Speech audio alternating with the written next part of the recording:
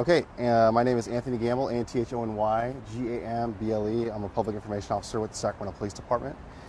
Just after 1:30 this afternoon, our officers responded to reports of shots fired in the 400 block of Broadway at ABC 10. When officers got here, they did observe that the building had been struck by at least one bullet in the window. The building was occupied, and fortunately, no one was injured. I do not have any suspect information to release, and I don't know a motive, right? I don't know if this was targeted or if this was a random act, but what I can tell you is our detectives are on scene, and they're going to be conducting follow-up, and we're going to try to figure out who's responsible for this. How many shots were fired? So I don't know how many shots were fired, but it does appear at least 3 rounds did strike the building. What's in the room where that window is? It's a lobby. And so no one was hurt? Yeah, fortunately nobody was injured, yeah.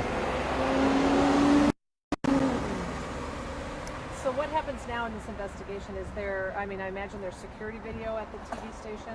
Yeah, so right now, what our officers and our investigators that just showed up, what they're going to be doing is they're really going to try to piece together what happened. And so looking at a timeline, figure out who's responsible, look for a vehicle that may be responsible, talking to employees that were inside as well. Again, fortunately, nobody was injured. That's our number one concern. We've been in contact with the management over there. My team and I got here pretty early just to check on them, make sure they were good. And really that's where it is right now. Like you said, we don't know motive yet, but nationwide there is a lot of distrust over the media. Would you say this parallels any trends you've seen in the Sacramento area in the past 5 years, let's say? Well, fortunately we haven't had a lot of attacks on our media partners, and we like to keep it that way. This is unacceptable behavior, and so, to those that may have been responsible for this, I hope you see this, we're not going to stop looking for you. This is unacceptable behavior. It's not going to be tolerated in Sacramento. Probably don't know, but any idea if this is related to the protesters over here in the last couple days? Yeah, it's just too preliminary for me to tell. I don't know who the suspect is or who they are, and so I just don't have a motive at this time. Was a protest going on today? I did hear some mention that there might have been some protesters out this morning. I just can't confirm that. I wasn't out here. But not at the same time as the shooting? That's correct. Were there any shells recovered? I don't have that information released at this time. And kind of going off of that, just what we've seen in other shootings, any messages on those shell casings or anything? I don't know of any shell casings that have been recovered, so therefore I don't know if there's been any messages or anything like that.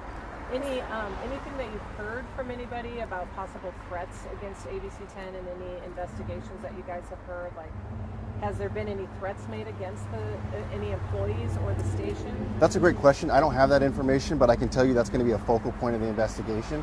As our detectives go in there, they speak to the employees, try to figure out has there been any threats, and that'll obviously give us maybe some information if there have been. But that's something that our detectives are going to be doing. They're very diligent at what they do. They're world-class detectives, and they're going to be combing this scene pretty heavily, looking for any digital evidence. And really my message out to everybody out here too is if you saw something, if you heard something, maybe right around that same time, right around the 1:30 hour, maybe even if you hear something after the fact, to please contact us. You can remain anonymous. It should never be accepted that somebody's going to drive by any type of business, let alone a media partner, and shoot at the building, right? People could have been injured and or worse. So if you heard something, you hear something after the fact, please contact us, 916-808-5471. You can also remain anonymous by going through our P3 Tips app, Crime Stoppers. Did you say it was a drive-by shooting? No, I said a car drove by. I don't know. Again, I don't know what the motive is. Right now, preliminarily, it does appear that a vehicle did drive by. Shots were fired and the vehicle took off. Kind of racing at 1:30 in the afternoon on Broadway. Yeah, absolutely. Moving forward, is there any ongoing threat to employees or people in this area? I don't know of any ongoing threat, but that's something that our detectives are going to be, looking and combing through. Again, speaking to the employees, see is there something that, we don't want to miss anything. So. Could you clarify again? Do we call this a drive-by shooting, or did the shots occur? Can you just clarify this? Yeah. So you could classify this as a drive-by shooting. We just don't understand the motive.